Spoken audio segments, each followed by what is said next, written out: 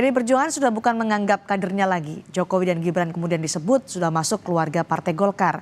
Kita ulas isu ini bersama politisi Partai Golkar Dev Laksono dan pakar politik Universitas Erlangga Pribadi. Selamat malam Bung Dev, Pak Erlangga. Selamat malam, Mbak. Pak Erlangga. Baik. Selamat malam, Erlangga. Bung Dev, Namanya jadi sama berdasarkan kayak pernyataan saya, dari Ketua Umum Erlangga. Partai Golkar, kapan Jokowi dan Gibran akan resmi masuk ke Partai Golkar? Ya kalau kapan ya mesti tanya langsung ke Ketua Umum. Nah mungkin Pak Erlangga bisa jawab atas nama Pak Erlangga kali. Karena kan hanya menunggu formalitasnya saja, kata Pak Erlangga. Ya, tunggu waktunya lah. Semuanya itu akan indah pada waktunya. Yang jelas Golkar selama 10 tahun terakhir Presiden Jokowi memimpin, beliau menjadi bagian dari keluarga Partai Golkar, dan Partai Golkar selalu menjadi pilar utama daripada pemerintahan Presiden Jokowi. Semua kebijakan program beliau kami bantu, kami kerjakan, dan kami realisasikan seluruh pikiran dan juga impian dan juga harapan beliau. Dan kami yakin ke depannya di bawah pemerintahan Presiden Prabowo dan Mas Gibran, semua itu akan lebih tercapai, dan Golkar ada di situ untuk memastikan transisi dan penyelesaian seluruh program-program pemerintahan saat ini dan ke depan. Kalau menunggu formalitasnya kan biasanya menunggu momen yang tepat, menunggu waktu yang tepat. Adakah momen yang ditunggu Partai Golkar untuk secara formal menyatakan Jokowi dan juga Gibran sebagai anggota Partai Golkar? Nanti pada waktu yang pas, di mana semua sudah berjalan dengan baik, dan itu adalah waktu yang bisa diterima, dan waktu yang semua itu sudah terselesaikan, karena kan selesai daripada putusan MK, lalu sudah diputuskan oleh KPU. Terus kita kan sekarang mulai berbenah menyiapkan transisi ke pemerintahan berikutnya. Akan tapi melangkah ke sana ada satu agenda politik lagi kan yang harus kita persiapkan, yaitu pilkada. Ya, pilkada akan dilaksanakan nanti bulan November yang akan datang. Tapi kan tahapan-tahapannya itu kan berjalan dari sekarang. Nah, itu hasil dari pemilu Februari kemarin kan yang menjadi tiket untuk penentuan pilkada nanti. Oke, baik Pak Erlangga. Petinggi PDI Perjuangan bilang Jokowi dan Gibran sudah bukan bagian dari PDI Perjuangan lagi. Kemudian seperti seakan-akan berbalas pantun, Erlangga Hartarto menyatakan sudah menjadi bagian dari keluarga besar Partai Golkar. Anda membacanya apakah ada kemudian Jokowi dan Gibran sudah tidak lagi di PDI Perjuangan dan fix bergabung dengan Partai Golkar? Iya, kalau saya lihat pernyataan dari Ketum Erlangga Hartarto itu sebetulnya adalah pernyataan diplomatik yang poin utamanya sebetulnya bukan di situ. Artinya bahwa hampir 100% ya, hampir Pak Jokowi ataupun Mas Gibran itu akan masuk ke dalam Partai Golkar. Tapi sebetulnya itu adalah pembuka dari poin utama yang akan terjadi, terutama dalam konteks bagaimana penentuan ketua umum Golkar nanti ke depan. Kenapa? Itu sangat berhubungan dengan hal itu. Nah, saya pikir bahwa Pak Jokowi dalam pikirannya tidak melihat bahwa posisi beliau sebagai Presiden RI ini sebagai etape terakhir politiknya. Dia memiliki, kalau kita mengkalkulasi secara logic of power, kita mengkalkulasi bahwa Pak Jokowi ingin menempatkan dirinya tetap dalam poros kekuasaan yang berlangsung selama 5 tahun ke depan. Sehingga dia membutuhkan institusi politik, dia membutuhkan basis politik yang kuat, yang bisa mendampingi, yang bisa menopangnya untuk tetap memiliki pengaruh power yang signifikan selama 5 tahun ke depan. Sehingga yang dilakukan adalah di sini kemungkinan Pak Jokowi akan maju dalam kontestasi pemilihan ketum Golkar mendatang. Nah, kemungkinan seperti itu sangat besar saya pikir, karena ada simbiosis mutualisme di sini antara Pak Jokowi dan Golkar itu sendiri. Di satu sisi Pak Jokowi membutuhkan instrumen politik yang kuat, yang kokoh untuk menempatkan beliau tetap berada dalam, tidak hanya di orbit kekuasaan, tapi memiliki pengaruh yang signifikan dalam konteks power. Di sisi yang lain, hal itu kemudian menguntungkan Golkar itu sendiri. Karena dengan tampilnya Pak Jokowi, political bargain dari Golkar dalam konteks koalisi Pak Prabowo itu sangat kuat. Mhm. Tapi bahwa hal tersebut bukan hal yang mudah.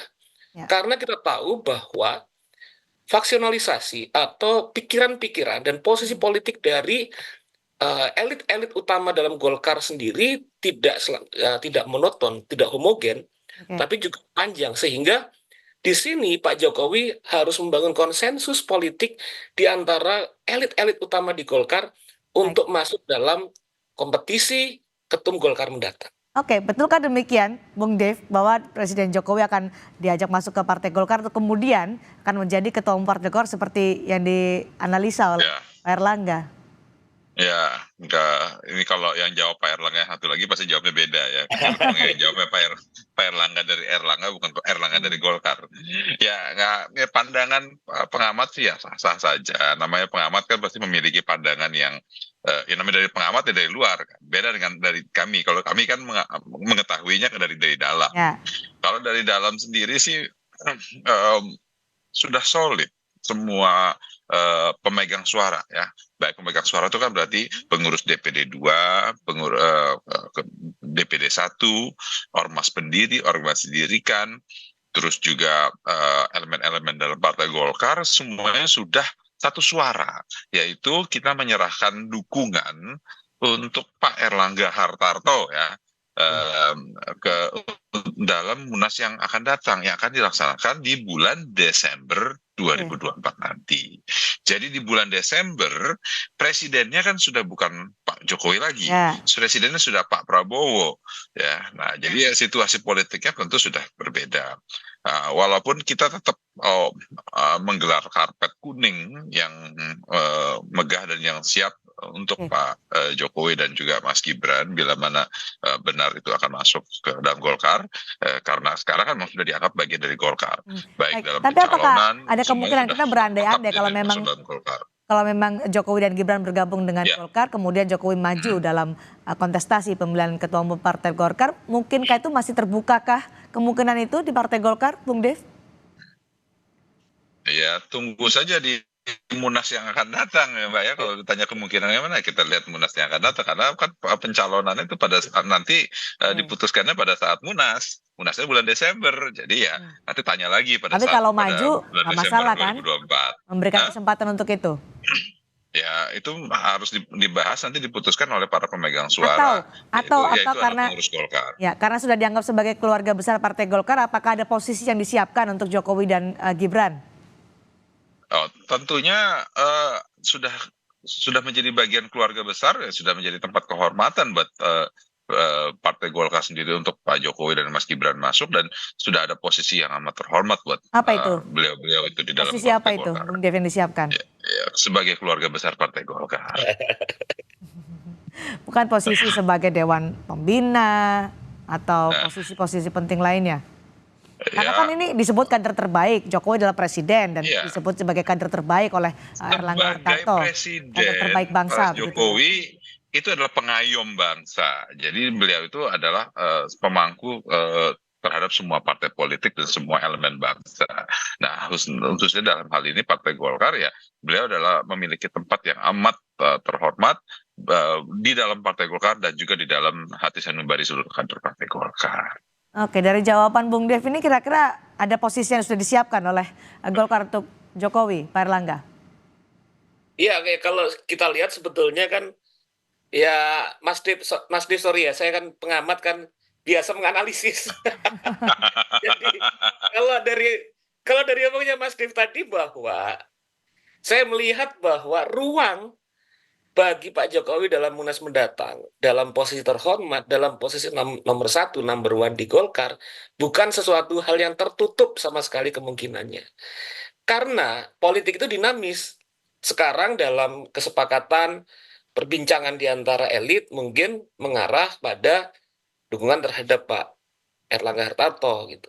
Tapi bisa jadi bahwa dalam dinamika dan perkembangannya yang berlangsung adalah kesepakatan dan juga misalnya posisi Pak Erlangga sendiri dukungannya kepada Pak Jokowi. Hal itu tidak tertutup kemungkinan yang muncul.